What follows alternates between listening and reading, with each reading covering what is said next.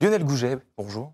Bonjour. Le pire défaut d'un dirigeant, d'un chef d'entreprise, selon vous, c'est quoi? Vraiment, dites-moi vraiment. Alors, en plus du manque d'anticipation, je dirais que c'est le fait de refuser de se faire accompagner dans les différentes phases de l'entreprise à un moment où il peut y en avoir besoin, que ce soit en urgence, en accompagnement de la transformation, de l'hypercroissance ou de la gestion de crise. Donc c'est refuser la communication ou alors je suis chef, j'ai besoin de personne, je monte à mon bureau et je veux pas être dérangé. Ça peut être le mix de pas mal de choses. Je pense que c'est un mélange de côté effectivement qui peut être je veux pas être dérangé, le côté je refuse de voir, le côté entre guillemets syndrome de l'autruche ou du je suis en difficulté, je me cache les yeux en face des phares de la voiture qui arrivent. Ça peut être effectivement des situations qui peuvent remettre en question tout un tas d'éléments de type familiaux, patronat, etc. et qui s'accompagnent dans la crise et sur lesquels l'accompagnement est un point essentiel.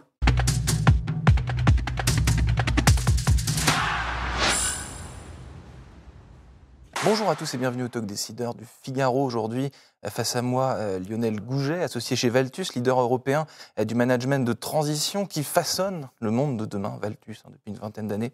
J'ai lu sur ça sur votre page LinkedIn. Vous avez rejoint cette société à titre personnel il y a un peu plus de 2 ans. Avant cela, vous avez occupé des postes de directeur financier. Vous êtes passé chez Bellambra, notamment Capgemini, et plus récemment 5A7, des boîtes qui n'ont pas grand-chose à voir. Finalement, pourquoi ce pivot maintenant, et pourquoi vous, devant moi aujourd'hui, pour parler de Valtus? Bonjour à tous. Donc, j'ai effectivement rejoint Valtus il y a de ça 2 ans, après une trentaine d'années comme CFO dans pas mal d'environnements, à la fois LBO, sous LBO, Private Equity et également en restructuring, avec plusieurs éléments qui font que j'ai basculé dans cet aspect management de transition et associé chez Valtus, avec effectivement un aspect entre guillemets crise de la cinquantaine, le besoin d'ouvrir mes chakras vers d'autres environnements et de passer de fonctions très techniques, très régaliennes, DG Finance, DAF, etc., vers des fonctions plus ouvertes avec à la fois une relation commerciale, une relation RH, une multitude de situations et ce souhait d'accompagner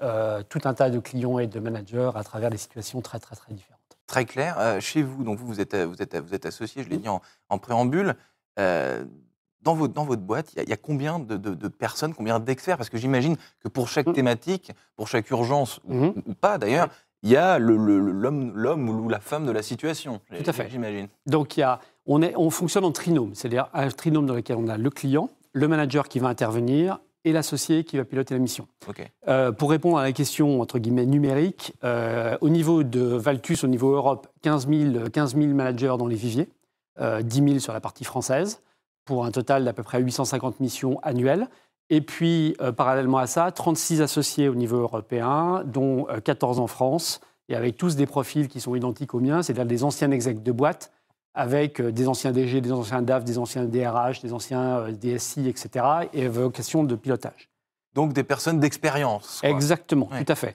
Et donc, je ne sais pas de jeunes DIP qui sortent d'école de commerce. Non. Ça n'a pas grand intérêt. Ouais. On est sur des positionnements de manager exec, niveau exec et niveau N-1. Donc DG, DAF, DRH, DSI, direction industrielle, direction commerciale et niveau N-1, PMO, direction de trésorerie, direction de supply.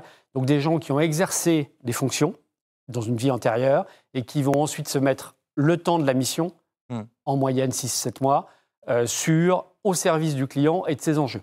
Et avec un fit qui doit être à la fois sectoriel, les hard skills, les soft skills, les aspects effectivement de est-ce qu'il y a un fit avec le reste du management, etc., ce qui est un élément clé. C'est important. Et avec un aspect très plug and play, c'est-à-dire que la personne qui va arriver a 6-7 mois pour dérouler l'intégralité de sa mission, onboarding, conduite du changement, offboarding, et avec une nécessité d'être légèrement surcapé par rapport à la mission pour pouvoir prendre ses marques de façon très, très, très rapide. 6-7 mois, vous dites, on reparlera des délais typiques, disons, après, mais cette histoire de fit que vous venez de me décrire, ça arrive fréquemment que, on fait un casting, on fait bosser des gens ensemble, et pour telle ou telle raison, ça ne marche pas.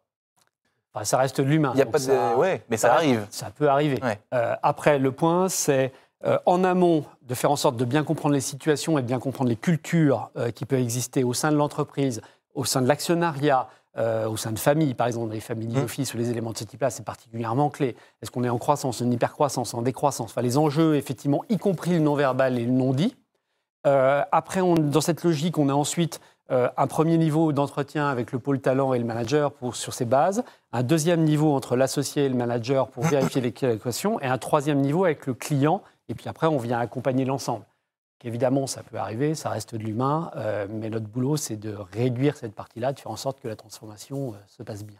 Instinctivement, vous avez parlé de family office, de business, d'entreprise familiale. Est-ce que c'est des cas un peu compliqués à gérer, ou c'est un hasard que vous avez rebondi sur ce schéma? C'est un cas dans lequel... Compliqué, pas le bon terme. Mais c'est viscéral, en tout cas. C'est viscéral. On est sur, quelque part, on est sur l'attachement, c'est la boîte de la famille, du fondateur, éventuellement de ses enfants.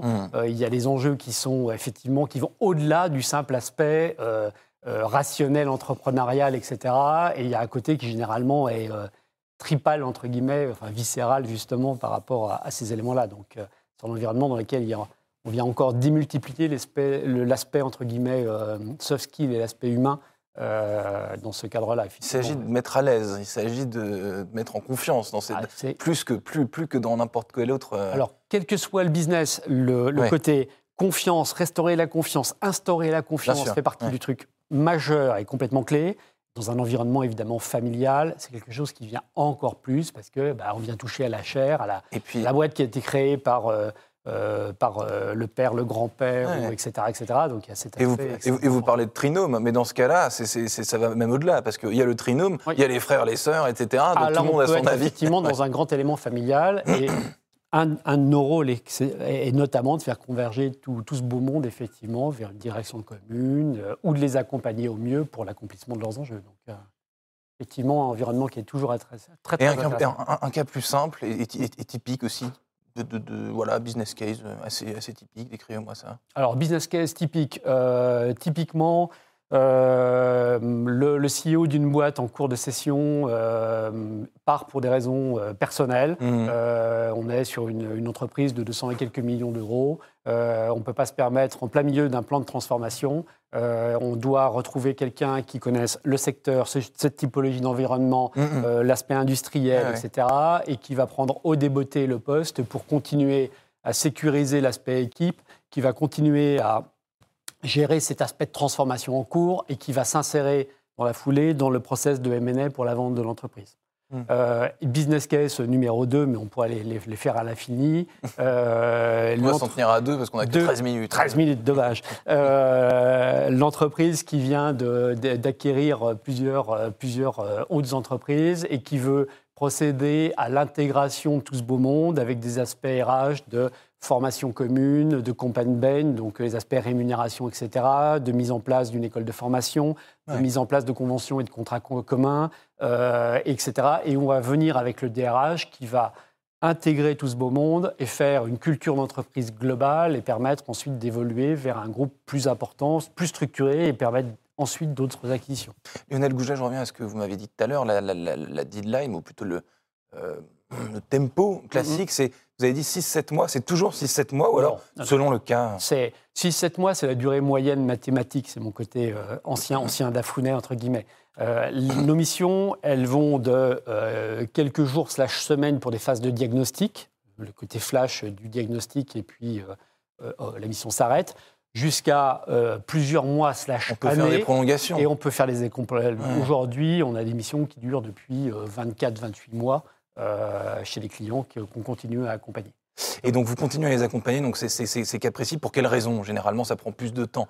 Parce que le contexte continue à évoluer, parce que l'entreprise est, entre guillemets, pas mûre pour passer sur un format de CDI, parce qu'on est toujours dans des jeux de transformation et que la personne qui va être la personne en CDI derrière n'a pas obligatoirement vocation à avoir toutes les cordes de la transformation à son arc et qu'on n'est pas sur la cible correspondante. Il va y avoir plein de cas différents de ce format-là.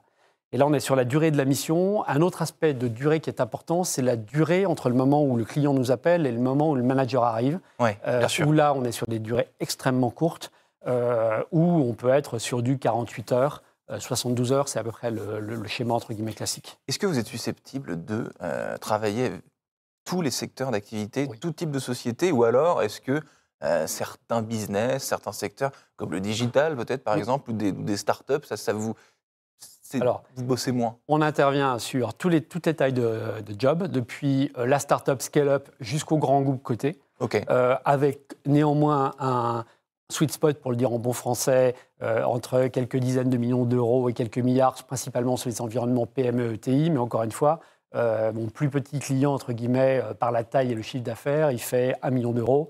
Je suis arrivé, par exemple, sur le badge numéro 2, sur une boîte qui a fait une croissance exceptionnelle, mais sur laquelle on est arrivé avec le badge numéro 2, avec le CFO pour structurer la fonction.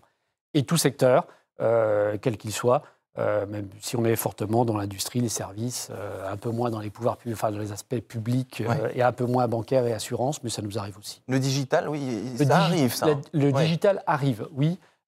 D'une part, dans l'aspect structuration de la partie... Parce que pour des boîtes qui se développent très très vite, qui n'ont pas forcément... Parce qu'on associe toujours start-up à jeunesse, ce qui n'est pas forcément le cas, mais disons que ce sont parfois des jeunes assez inexpérimentés, finalement, dans le monde des affaires, qui lancent des boîtes et qui se retrouvent un petit peu au milieu d'un succès, mais... Alors c'est souvent, avec quelques bâtons dans les roues, si je puis dire. C'est souvent des profils, effectivement, plus jeunes, très passionnés, qui arrivent à accompagner, qui ont l'idée, qui arrivent à accompagner, à lancer de la croissance, etc., et qui ont souvent besoin de ce renfort pour structurer.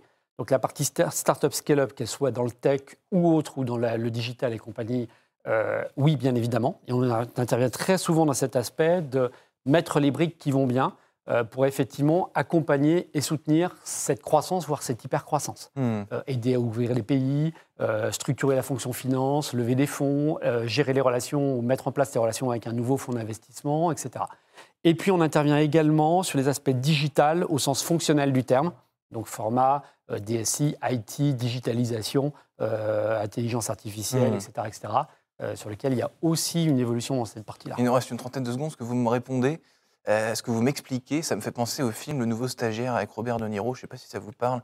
C'est un film où De Niro joue le rôle d'un ancien patron de société qui vient aider une start-upeuse, une entrepreneuse qui n'a pas tous les codes. On parle un peu de ça, finalement. Il y a aussi beaucoup de pédagogie. Complètement. J'ai un cas d'espèce, effectivement, d'un manager 65 ans qui est venu dans une start-up et où il l'appelle le père Castor dans cette relation, effectivement, de transmission générationnelle. Et sachant que nos managers sont entre les 38 et 66-67 ans à peu près, moyenne d'âge à 50. 13 secondes tout pile, Lionel Gouget, c'est terminé. Merci infiniment d'avoir répondu à mes questions. Merci infiniment. Je vous dis à très bientôt. Très bientôt. Merci, bonne journée.